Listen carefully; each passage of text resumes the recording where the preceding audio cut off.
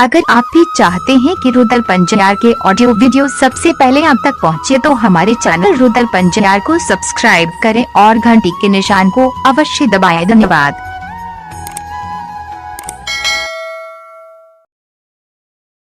धर्मराज बाबा कल के लम्हा संदेश बोला ने ज्योति बाबा कल के सुन लिया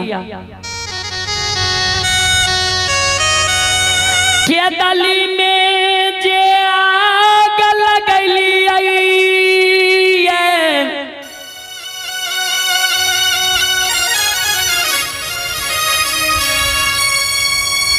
के दली के करसी बन गौठा के आग के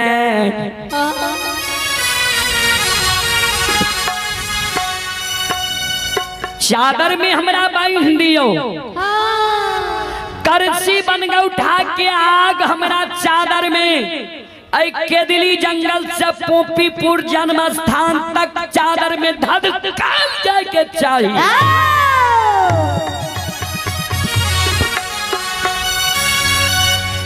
रास्ता में जब चादर के एको गो सूत जल जाता एको गो सूत रास्ता में चादर के लहक जाता जहाँ जगह चादर के सूत जलता लहकता वहाँ जगह से देखले बटिया हमरा के दिली जंगल के रहते।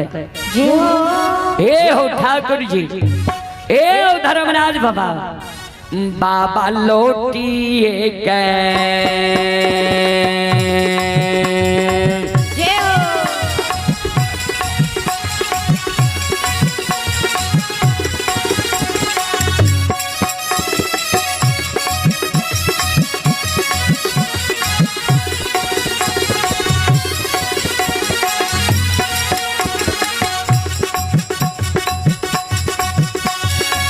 हो लीलाधारी लौटिए गए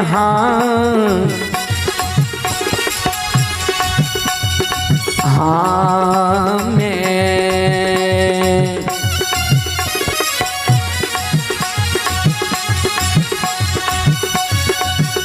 ए हो चलिए यही बात ठाकुर जी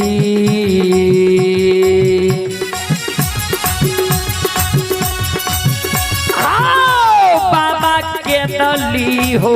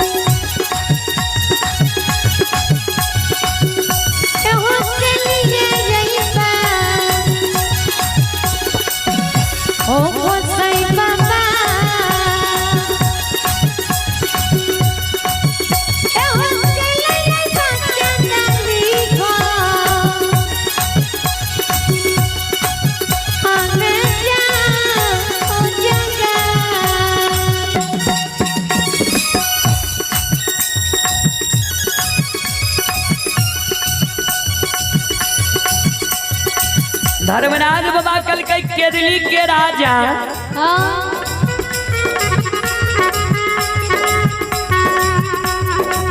सुना आज तक देख लो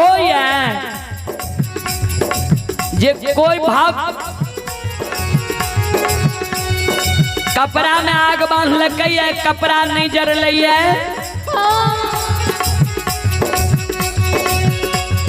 ज्योति बाबा कल के सरकार से तो नहीं देख लिया है, यहाँ देख लिया है जे भगवान भक्त के जरा सा गलती के कारण गलती हमर कितना गो रहे जे बरेला चौर में यहाँ हमरा कहलिए रहे जे एक दिन ही रूप लाके तोरा द्वारे पहचान जेबो ने तो हम यहाँ के कहलों जे पहचान जेबे। हम तो मन में सोच लिए जे महीना 6 महीना साल भर पर हमरा द्वार अते तो किया न पहचान जेबे। यहाँ हमरा गोर चढ़ा के जांच लिए जे रूप बच्चा में दर्शन दिलिए उ रूप जवान भेलिए शादी विवाह दुरागमन भए गेले दुरागमन के बिहान भए के हमरा द्वार एलिए वही रूप के दर्शन दिलिए। ठाकुर जी गौर चढ़ा के यहाँ हमारा जांच लिए हमर गलती इतने गो न रहे जे हम यहाँ के नहीं पहचान सकलों और नहीं पहचाने के कारण यहाँ के मान सम्मान हम नहीं कैलो अपमान क्या दिलो। वो जरा सा गलती के कारण यहाँ हमारा बिना अन्न बिना जल बिना नींद बिना नारी बिना जूरी छाहर के 12 वर्ष के दिली जंगल लिख लिए। बोलू चादर में हमरा आग बांध देबै कि नहीं, ध्यान से सुनबै।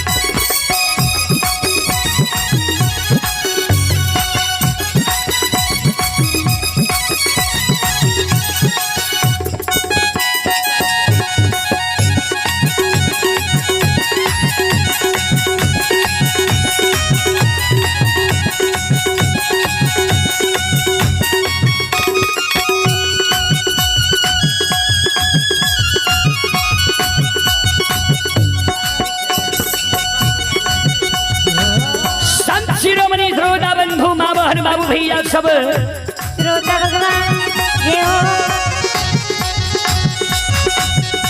ध्यान देबै ज्योति बाबा धर्मराज बाबा के कल के बोलू चादर में हमरा आग बांध देबै कि नहीं।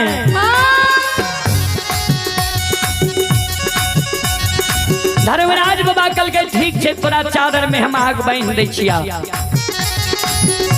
धर्मराज बाबा कल के हे अग्निदेव यहाँ अपना प्रभाव के रोक लियो भक्त के मान सम्मान बचावे के कारण। धर्मराज बाबा ज्योति बाबा के चादर में आग बांध दै छै। ध्यान से सुनबे संत शिरोमणि हृदय बंधु मावहन बाबू भैया सब।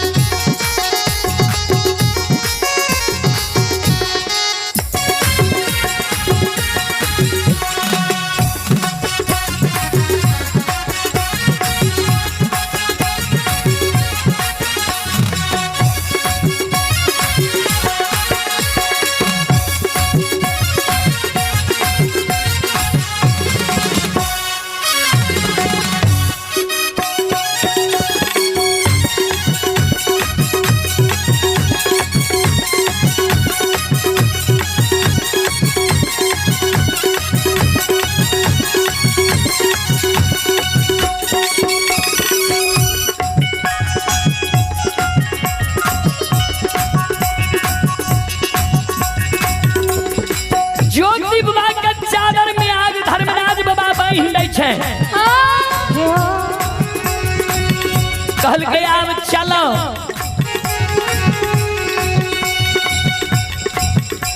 ज्योति बाबा कल के सरकार केदली के आग के बुझा दियो। केदली के जीव जंतु पशु पक्षी जानवर के जिला दियो तब हम जाब नितन नहीं जाब। धर्मराज बाबा सामर्थक नाम के मेघ के आवाहन करे छे।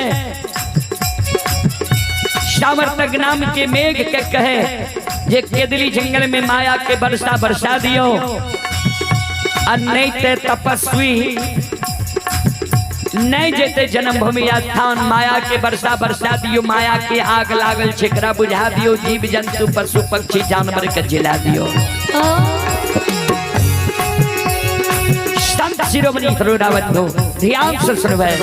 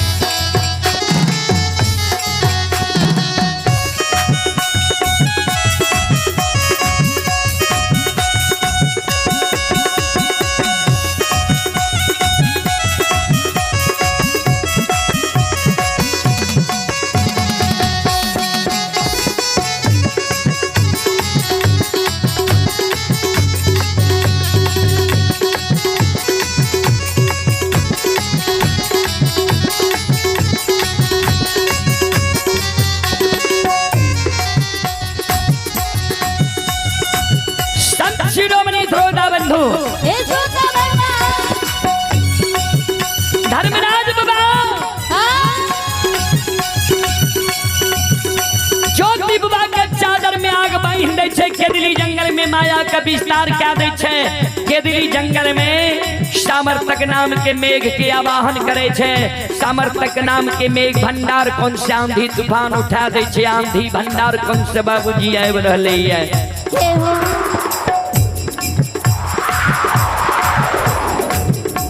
भंडार कौन से बाबूजी तरका तरकल आब रहले है।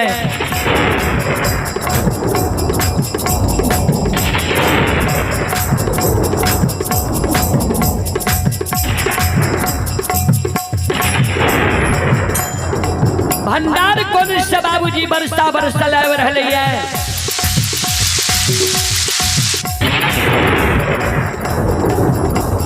संत शिरोमणि थरोड़ा बंधु माँ बहन बाबू भैया सब ध्यान से सुनवे।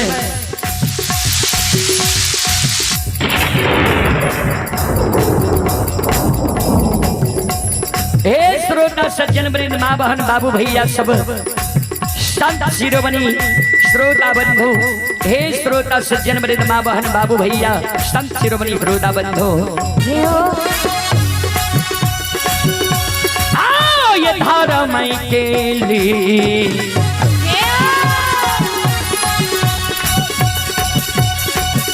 आये लीला,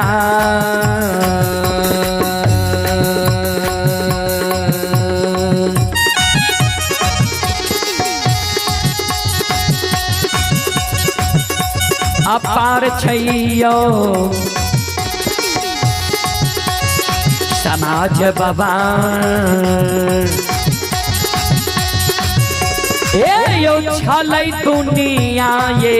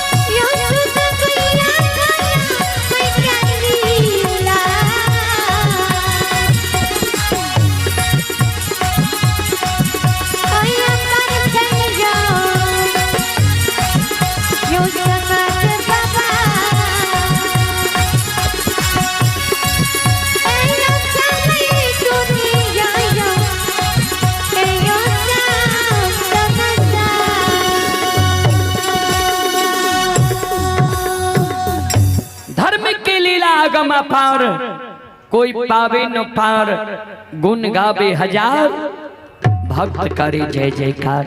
जय हो। ध्यान देवे श्रोता बंधु, हे मावहन बाबू भैया सब,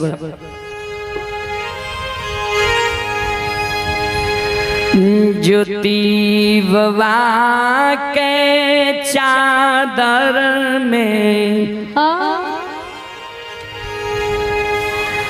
आग भगवान ठाकुर जी बन दई छै।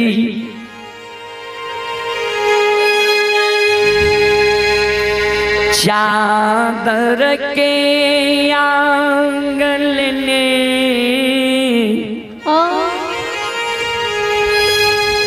ज्योति बाबा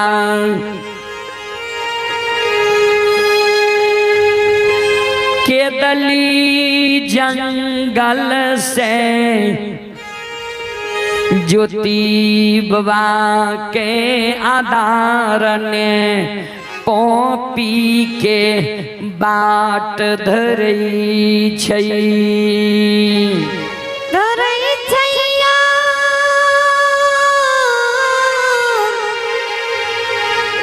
हे श्रोता भगवान। ध्यान देवे श्रोता सज्जन वृंद, हे श्रोता बाबू, ज्योति बाबा हाथ में आग लेने केदली जंगल से पोपीपुर के बात धरे छे। धर्मराज बाबा आदरणीय आब रहलिए। जय हो। केदली के सीमान पर आवे छे ज्योति बाबा दोनों कर जोड़ी लेलके। हे केदली के जीव जंतु पशु पक्षी जानवर वन देवी मां, जय हो। यहाँ सबके कृपा से 12 वर्ष केदली जंगल में हम ताप अवधि के पूरे लिए, ताप समय सीमा के पूरे लिए आई। यहाँ सबके कृपा से हम बहुर के जन्मभूमि स्थान जा रही है। जय हो। 12 वर्ष से हमारा से जे त्रुटि गलती भेल हेते, वही त्रुटि गलती के अपनी सब माफ कह देवे।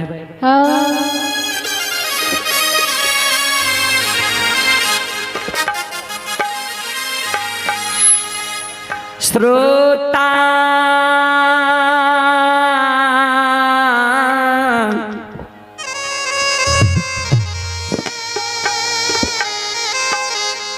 भगवान आनयो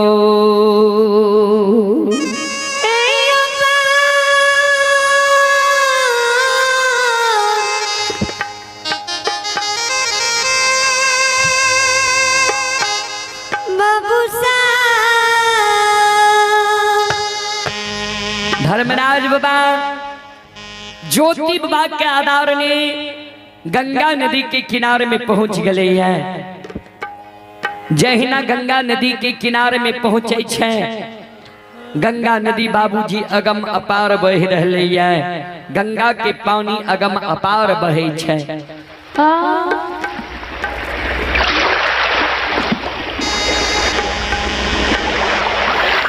गंगा के किनारे में गंगा नदी अगम अपार